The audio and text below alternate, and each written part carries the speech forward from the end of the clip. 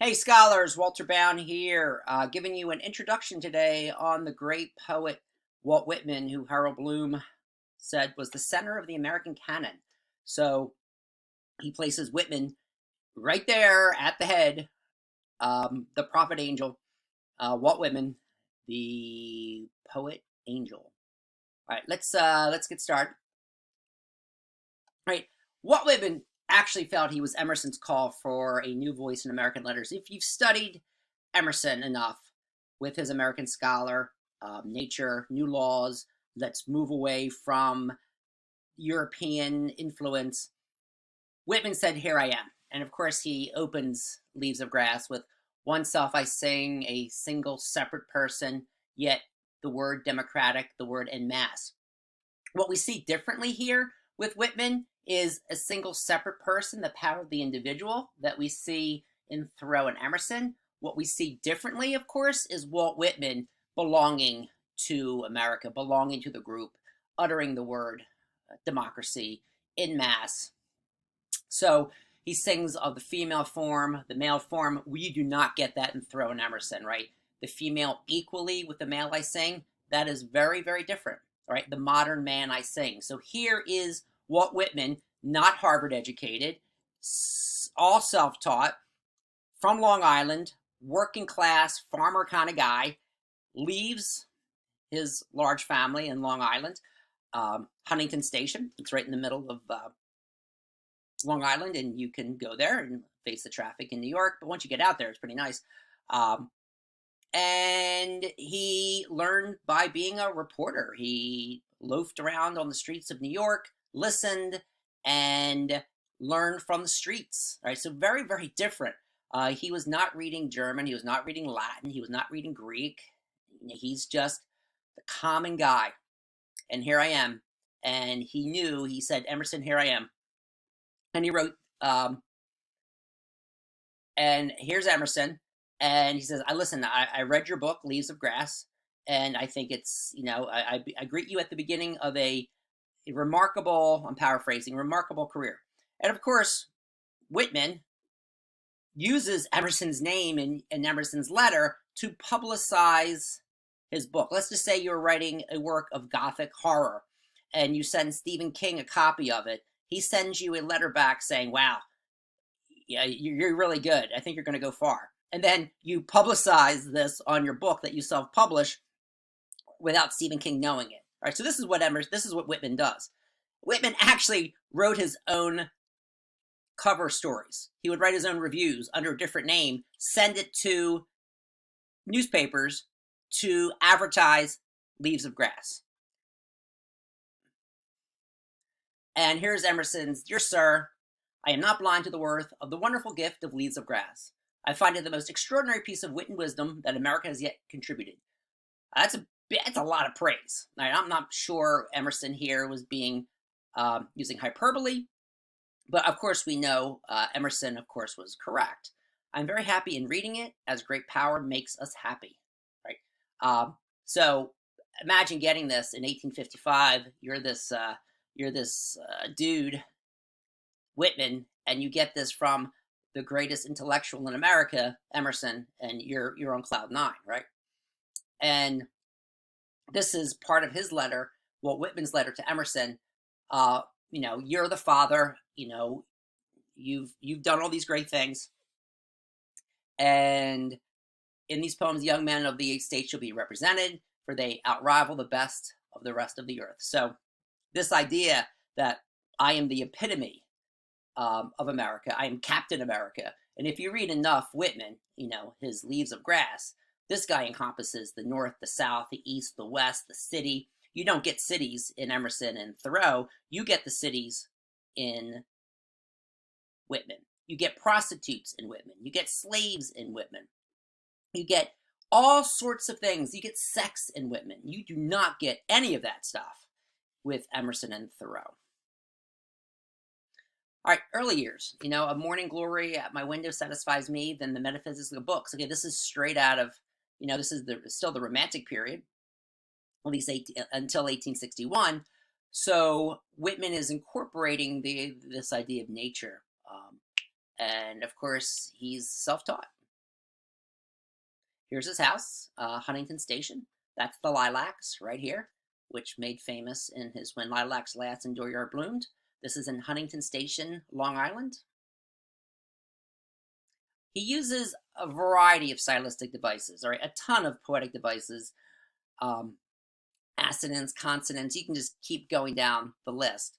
But he uses amplification, apostrophe.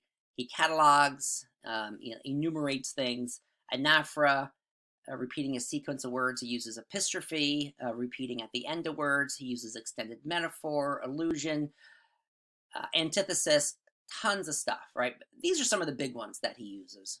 All right, inverted word order, like vigil strange. It's not strange vigil. He just repeats, he reverses the word order and things. All right, these are important. Make sure you get these down, especially if you're my scholars in class for an essay. Let's refer to 5 modes of writing that critics have seen in Whitman's writing. He has the visionary mode, right? He's the eulogy mode, when you're speaking of the dead, right? The imagistic mode, imagery. The messenger mode, like Mercury, carrying a message from the gods to the mortals. The occasional or topical mode, right? So what are these 5 modes? Let's take a look at them, right? The visionary mode is celebratory, elevated, verbally ornate and excessive, and dramatic in style. It is related to 3 major influences on Whitman's writing. The arias of opera. So he'd love, in New York, of course he's in New York, he's going to hear opera. Oratory, public speaking, like what Emerson was doing and making a lot of money at doing this, and Mark Twain as well, later in the 19th century. He would hear people speak and would imitate that in his writing. Now, Whitman was not a good public speaker, right? In the books I've read, he tried, partially successful, but he was much better with the written word. And of course, the prophetic books of the Bible, which Whitman knew intimately and whose tones suffuse his work. All right, so he's writing in free verse. It's not like it never been done before. And if you look at passages from the Bible, like Ecclesiastes or the Psalms, or the Song of Solomon, we see this, this kind of fluid, free verse style. All right. All right, the next one is the eulogy mode. Evident in the vast, encompassing voice of the visionary mode, encounters loss, an aspect of reality that it struggles to reconcile. So when he's mourning over, like, vigil strange, right, or when lilacs last and the dooryard bloomed, when he's talking about death, when he's talking about someone he loves, whether intimately or whether it's the president of the nation, he goes into this mode, and its tone is solemn. It uses symbols more frequently, like the thrush, like the swamp, when we get into the analysis of When Lilacs Last and Dooryard Bloomed. Right. So if you're called on in life to speak at a funeral, you're going into this mode, and make sure you do it well, right? Because that's a big piece of writing, and it's a big piece of public speaking. You need to give that person who everyone loves there in the church or the synagogue or wherever you are, and to give that person the dignity of your words and your passion. And of course, it's solemn, right? It's solemn. Free verse, let me just plug in here. Okay, there we go. Free verse has ancient roots, all right? We can look at alliteration from Sir Gawain and the Green and Right, alliterative verse, which I can share with you in class, where the verse is very alliterative. That means it keeps with the consonant sounds. Like, I'm thinking of a song from Crosby, Stills and Nash, helplessly hoping her heart, her harlequin lover, all those H's, and they have almost every line in that song, helplessly hoping, is almost alliterative. It's all alliterative, and it's very effective, right? So this has ancient roots going back to Sir Gawain and the Green Knight. And while free verse seems modern, its roots go back to medieval alliterative verse, the Bible, the Song of Songs, ancient Greek poets, and ancient Greece and Rome. However, Whitman made this now accessible to the world with the voice of the common man, and it's freed now from meter, from rhyme scheme, all these things. So it's not necessarily, it's not, he just didn't create it from nothing. There's roots there, but he just popularized those roots and brought it back again. All right, so here's Solomon's Song of Songs. Let him kiss me with the kisses of his mouth, for your love is more delightful than wine. Pleasing is the fragrance of your perfumes. Your name is the perfume poured out. So we see this early in Song of Myself about the perfumes. It is distilled. Nature has it intoxicates me. I'm mad for it. I want to go naked and swim in a pond. All right. We never see Thoreau naked in a pond. All right. He's just not that kind of guy. Whitman, yeah, you might not want to imagine it, but he makes us want to be in contact intimately like that. Just like here, we have Solomon's Song of Songs from the Bible. Right.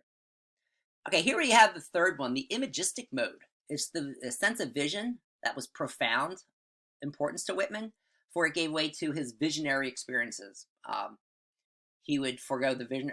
Later, he would forego the visionary in favor of a clear, direct experience with a visual image. All right.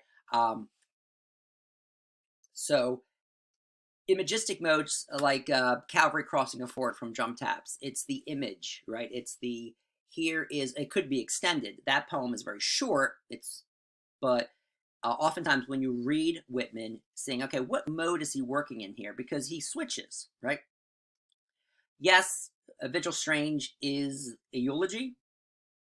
And like Artilleryman's Vision is in this imagistic mode in a way, because he has all those visions of the cannons and a PTSD after the war.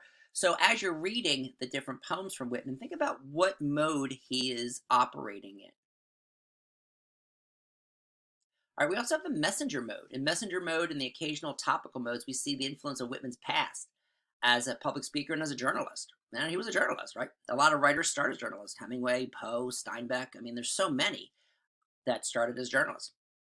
The messenger mode is evident in Whitman's frequent use of literary devices like apostrophe, indirectly speaking to Whitman, Lincoln, right? And you're directly addressing the reader, like crossing Brooklyn Ferry.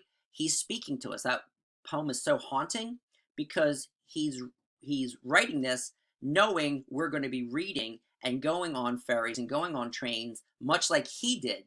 But now that he's dead and we're doing this and we'll be dead, and the next generation, it's like the sun also rises, right, from Ecclesiastes. But that's that direct address that seems so personal, right? And he uses the you, and occurs almost as frequently as his first person I, right? So again, this is different from Emerson and Thoreau because it's so direct to the audience.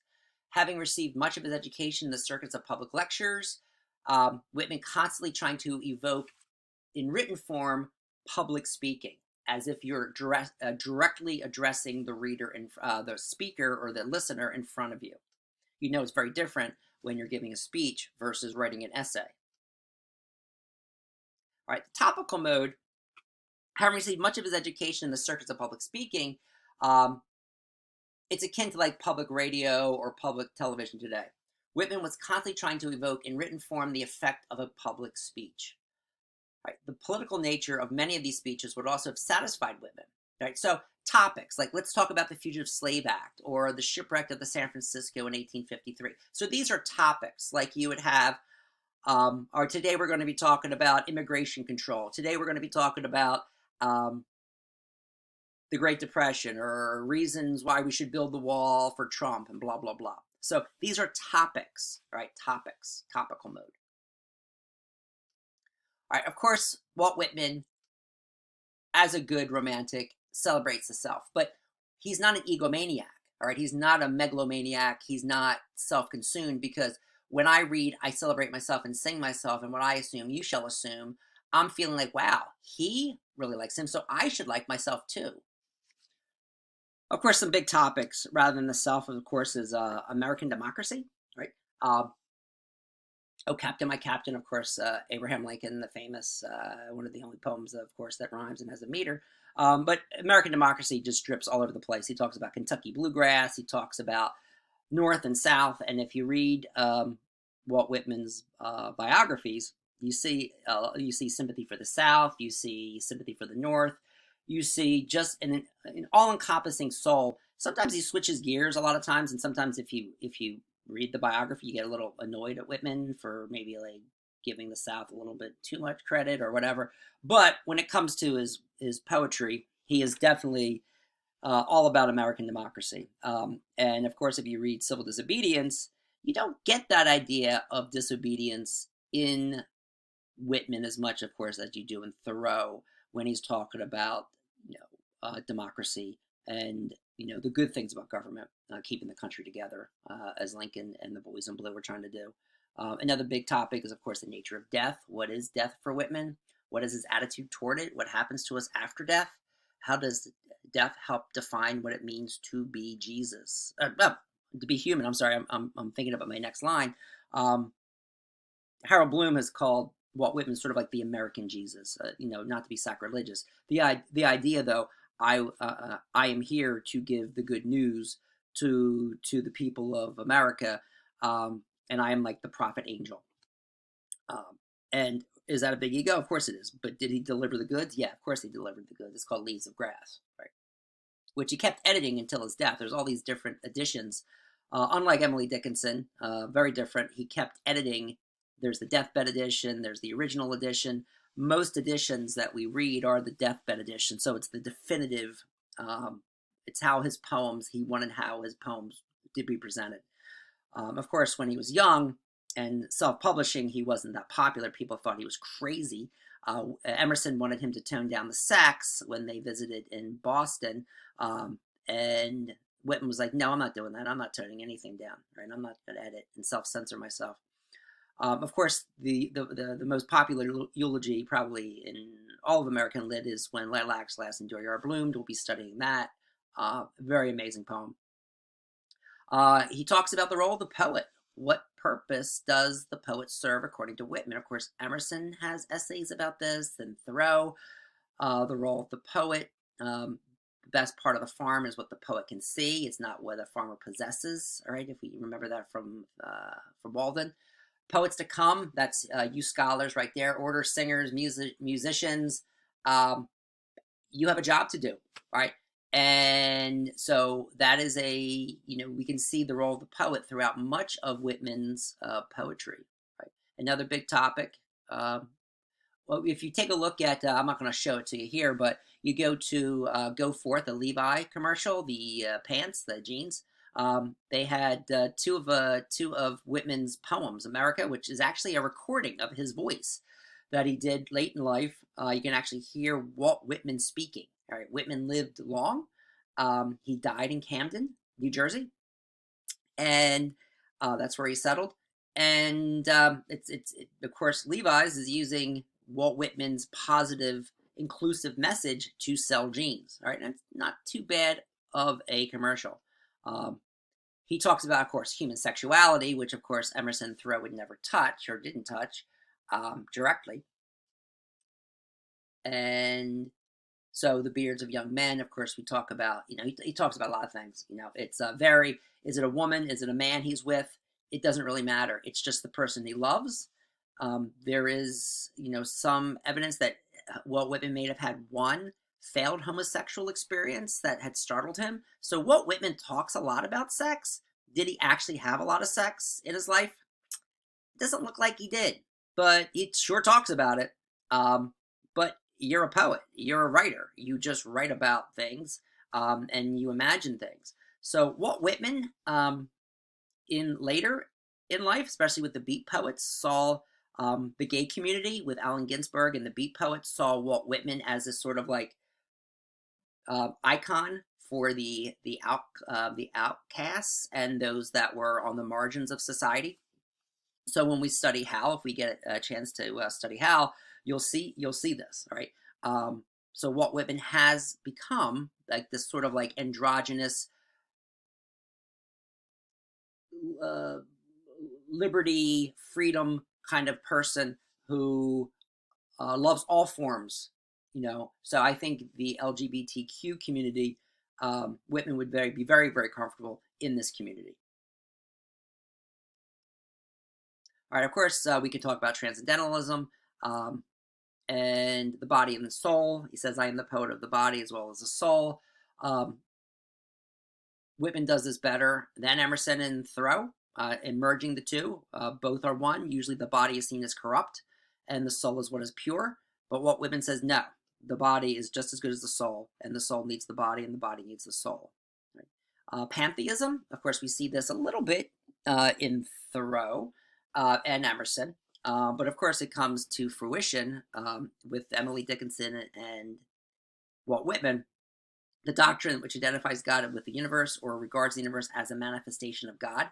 When he says, my faith is greatest of faiths and the least of faith. So when he has that whole section, I think it's like section 47 or something in there with Song of Myself, he talks about, I am there in all these different religious, I am there with Jesus. I am there with Moses. I am there with the Hindus. I am there with the Zoroastrians. He takes it all in. I'm like, how can you be all? Well, he says that. I am all encompassing. All right. And it's all about the human experience. Right? And this is Whitman's house on Federal Street. You can go there for tours. They have poetry festivals. They have readings. One of my students, Maddie Kay, won there. And very nice place. You can see the bed where he died, and here it is. Right. His last words were Wari, shift. Wari was the nurse, and he needed to be shifted into bed because of bed sores. And there's all the stuff that was in his house. All right, he was a big fan of Grover Cleveland, of all things, and it's very interesting to look at his house and what he had, because at the time people came to him. People came to Camden to see the old graybeard, the great American poet, and it's kind of strange that Camden has fallen into decay. Of course, I'm a Camden boy, born there, raised there a little bit. So Camden was the place he settled and died. Okay. Here's an early copy of Leaves of Grass. And hopefully you enjoyed this. Thank you for listening, and let me know if you have any feedback. Thank you so much. Hope this wasn't too long. Let me try to edit. Thank you.